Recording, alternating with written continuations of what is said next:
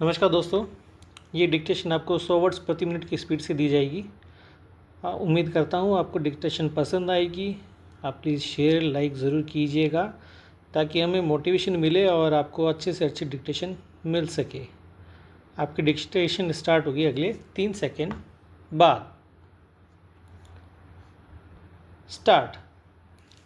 पश्चिम बंगाल के दार्जिलिंग व नक्सलवादी क्षेत्रों में होने वाले उपद्रवों से चिंतित होकर केंद्र सरकार द्वारा उपद्रवग्रस्त क्षेत्रों में हथियार रखने पर प्रतिबंध लगा देने को राज्य सरकार द्वारा केंद्र का हस्तक्षेप मानना व जनता पार्टी के शासनकाल में गौ हत्या प्रतिबंध के विषय पर केंद्र और तमिलनाडु, केरल व पश्चिम बंगाल की सरकारों के बीच विवाद उत्पन्न होना उग्र क्षेत्रवाद का एक प्रमुख उदाहरण है।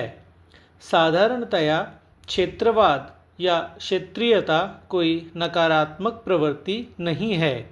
अपने धर्म, संस्कृति, अपनी परंपराओं, अपने क्षेत्र से प्रेम एक अच्छी प्रवृत्ति है।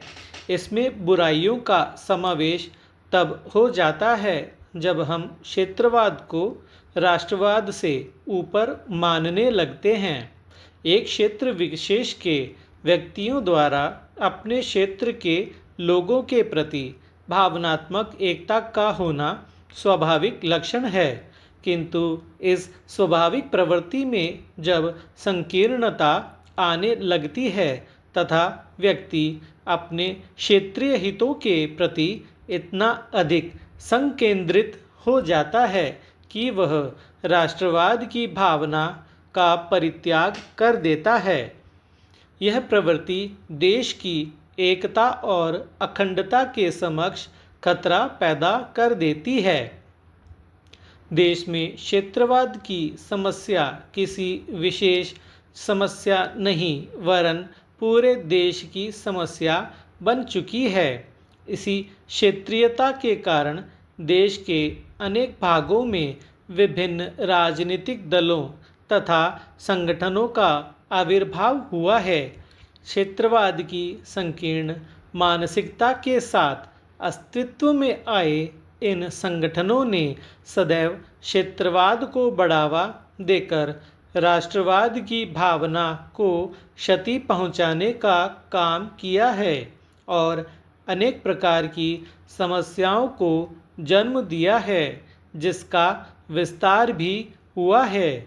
भारतीय राजनीति में क्षेत्रीयतावाद की प्रवृत्ति के अनेक रूप हैं और इसकी अभिव्यक्ति अलग अलग स्थानों पर अलग अलग तरीके से हुई है। कभी सांप्रदायिकता आधार पर देश विभाजन की मांग उठाई जाती है तो कभी भाषाई या अन्य आधारों पर अलग राज्य के लिए उग्र व हिंसक आंदोलन होते हैं।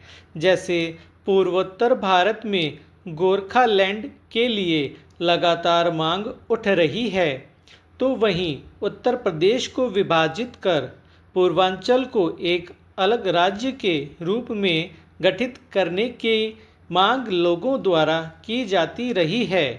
इसके अतिरिक्त कभी संकीर्ण भावनाओं तो कभी सुविधाओं एवं सहूलियतों के लिए गलत तरीके से दबाव बनाया जाता है। क्षेत्रीयतावाद की प्रवृत्तियों के कारण देश में अनेक समस्याएं उभरती हैं। इस प्रवृत्ति ने देश को धर्म, भाषा, जाति, संप्रदाय तथा क्षेत्र के आधार पर बांटने में महत्वपूर्ण भूमिका अदा की है। वर्तमान युग आर्थिक युग है। इस युग में किसी एक स्थान पर रहकर कोई भी विकास की कल्पना नहीं कर सकता है। भारतीय संविधान भी नागरिकों को देश के किसी भी हिस्से में रहकर आजीविका प्राप्त करने का अवसर देता है, किंतु क्षेत्रीयता का मुद्दा इसमें आड़े आता है। जैसे महाराष्ट्र से गैर मराठियों का भगाया जाना, इससे एक दूसरे के प्रति ईर्ष्या, द्वेष की भावना पनपती है तथा विकास के मार्ग अवरुद्ध होते हैं। क्षेत्रवाद की मानसिकता से हमारे देश की एकता व अखंडता को क्षति पहुंच रही है। क्षेत्रीयवाद के नाम पर कश्मीर में शुरू हुआ आंदोलन आज विदेशी ताकतों के इशारे पर आतंकवादी रूप ले चुका है। स्वतंत्रता के पश्चात से देश में क्षेत्रवाद की प्रवृत्तियां और मुखर हुई हैं।